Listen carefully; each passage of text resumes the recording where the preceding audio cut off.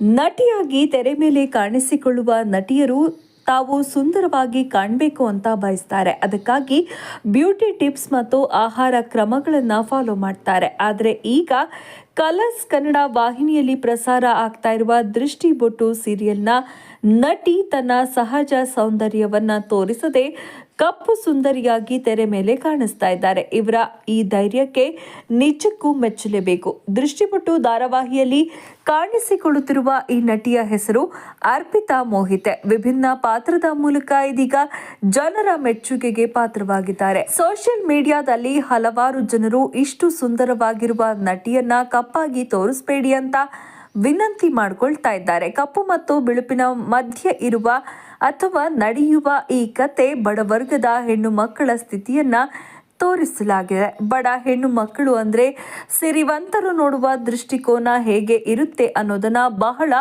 ಆಳವಾಗಿ ತೋರಿಸುವ ಪ್ರಯತ್ನ ನಡೀತಾ ಇದೆ ಧಾರಾವಾಹಿಯ ತಂಡದಲ್ಲಿ.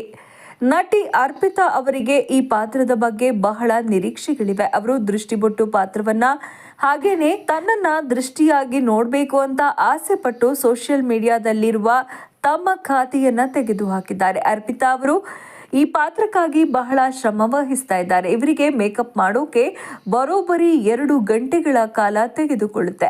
ಮುಖ ಹಾಗೂ ಕೈಕಾಲು ಎರಡು ಒಂದೇ ಬಣ್ಣ ಇರಬೇಕು ಅನ್ನೋ ಕಾರಣಕ್ಕಾಗಿ ಇಷ್ಟು ಸಮಯ ತೆಗೆದುಕೊಳ್ಳುತ್ತೆ. ಇನ್ನು ಈ ಧಾರಾವಾಹಿಯಲ್ಲಿ ಕಲರ್ಸ್ ಕನ್ನಡ ನೀಡಿದ ಸೂಪರ್ ಹಿಟ್ ಧಾರಾವಾಹಿ ಅಗ್ನಿ ಸಾಕ್ಷಿಯಲ್ಲಿ ನಟಿಸಿದ ನಟ ವಿಜಯ್ ಸೂರ್ಯ ಅವರು ನಟಿಸ್ತಾ ಇದ್ದಾರೆ. ವಿಜಯ್ ಸೂರ್ಯ ಅವರಿಗೂ ಇದು ವಿಭಿನ್ನ ಪಾತ್ರ. ಮಗಳನ್ನ ರಕ್ಷಣೆ ಮಾಡಬೇಕು ಅನ್ನೋ ಉದ್ದೇಶದಿಂದಾಗಿ ಸೌಂದರ್ಯವತಿ ಆಗಿರುವ ಮಗಳನ್ನ ಕಪ್ಪು ಹಾಗೆ ಕಾಣಿಸುವಂತೆ ರೆಡಿ ಮಾಡ್ತಾರೆ ಅಮ್ಮ. ಧಾರಾವಾಹಿಯ ನಾಯಕ ದತ್ತಾಬಾಯಿಗೆ ಅಂದನಿಯ ಹುಡುಗಿ ಕಂಡ್ರೆ ದ್ವೇಷ ಇರುತ್ತೆ.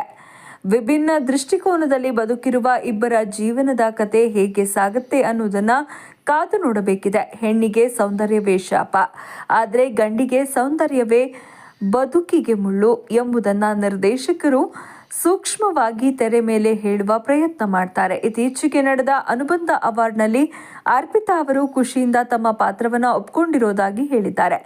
ನಟಿಯಾಗಿ ವಿಭಿನ್ನ ಪಾತ್ರಗಳನ್ನ ಮಾಡಬೇಕು ಅಂತ ಹೇಳಿದ್ದಾರೆ. ಈ ವಿಡಿಯೋ ಇಷ್ಟ ಆಗಿದ್ರೆ ಲೈಕ್ ಮಾಡಿ, ಶೇರ್ ಮಾಡಿ, ತಪ್ಪದೆ ನಮ್ಮ ಚಾನಲ್ ಅನ್ನ ಸಬ್ಸ್ಕ್ರೈಬ್ ಮಾಡ್ಕೊಳ್ಳಿ. Thank you.